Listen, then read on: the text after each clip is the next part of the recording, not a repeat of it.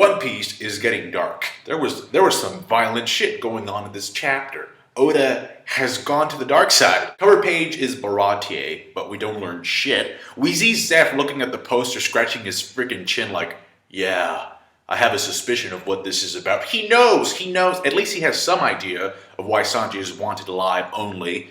But we'll just have to wait, again, to see why that is. The theory about royalty, about Sanji being royalty, is becoming more and more probable because if Zeph knows something, if he's looking at the poster like that, it means that whatever Sanji did to be wanted only alive wasn't something that he did recently. The expression on Zeph's face just made it obvious to me that the reason for why Sanji is wanted only alive has to do with his background, with his backstory, with his past. We see Jack's design and he is fucking huge. I want to say that he's around Whitebeard size. He has like 4 tusks. 2 of them are coming out of his like freaking head, and then like he has like, I don't know if like the other tusks are like part of him or they're just part of his coat. Either way, we don't get to see his mouth. Some people are saying that his design kind of looks like Orlumbus, and the 1 billion berry bounty is confirmed in this chapter with Jack. He also has like a weapon that looks kind of like a scythe, kind of like the one that Killer uses. Well, Killer has one in each hand.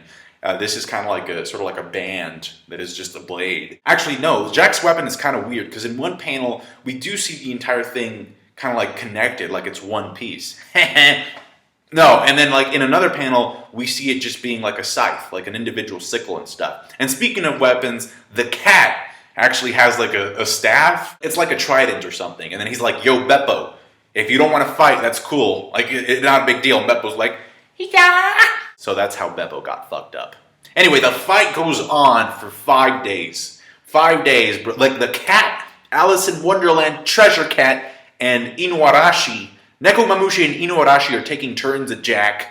And the thing goes on for 5 fucking days. The fight went on for this long, and Jack apparently had reinforcements come in like every so often. So it was just like this never-ending war. And they said that they just couldn't suppress Jack. Oda is really smart about not showing us Jack's fighting style. Like the panels, we see Nekomamushi and Inuarashi going at it, but we don't really see Jack's counterattack. So I guess he's saving that for the fight with, between Luffy. Then on the 5th day, they brought out the gas. Alright, this huge freaking explosion covered most of the back of Zou. Wanda says that calling Jack a monster does not do him justice. So the nuke went off, started poisoning all these minks. And I do want to mention that as Wanda is telling this story, there's something really weird going on with Zoro. Like, he keeps quiet, we see those little dots, like the ellipses and stuff. He's either worried or he's thinking about something. Or someone. He may be thinking, is he worried about the cook? Jack's men start stabbing people, and it looks like the way that they are able to, not be immune to the gas, but protect themselves from the poison is to have those suits that we saw Caesar's henchmen have in Punk Hazard. They're probably those yellow suits with stripes on them. And at first I thought, wait, are these fucking like Tenryubito outfits and shit? Because they have the space helmets and stuff, right? So I was like, damn, did Jack go into Marijoa to steal these outfits? It must be like some type of like bubble, like the ones in Subodi Archipelago, because we see Jack's horns go through it and he's still protected. Most impressive thing here though is that Jack only left Zou because he found out that Luffy had defeated Doflamingo. So he needed to go take, Doflamingo back. Try and get him back. But had that not happened, I'm not even sure what would have...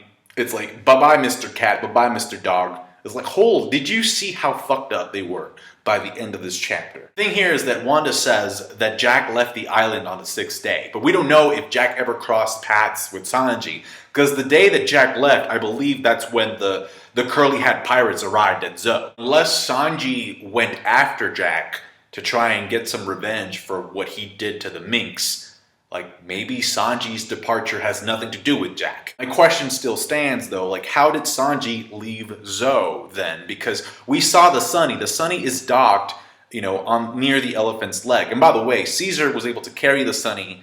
I think he carries the entire Sunny up in his hot air balloon form, and then the Straw Hats just jump over to the elephant's back. There's a squirrel mink who we've seen before.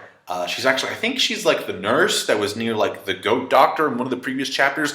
But anyway, she's running away from one of Jack's men. This guy says, I want to crucify and chill, which I guess at one point it was like, I want to put you on a crucifix and chill, which is a pun on Netflix and chill.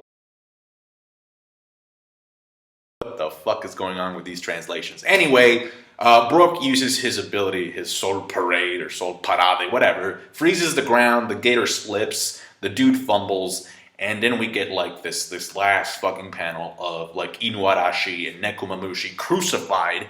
Oh, but before that, we do get to see Pedro, which we've seen before. He was like he's one of the forest guardians. Again, if you go back to chapter 795, I think it's the one where we see Kaido for the first time suicide. You'll see what happens. Like Sanji he knocks out the dude on the gator.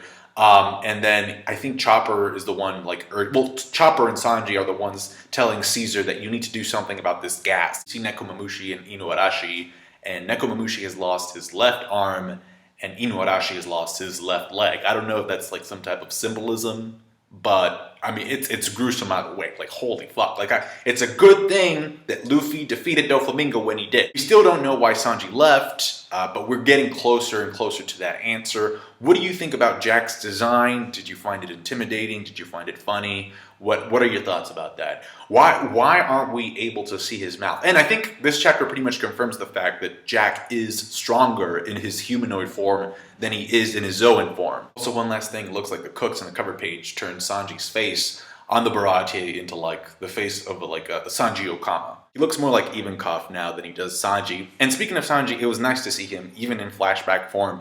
Oda, obviously, he's saving up, the reveal for something big. So in the meantime, he's like, I can't give you Sanji present time, so I'll give him to you in a flashback.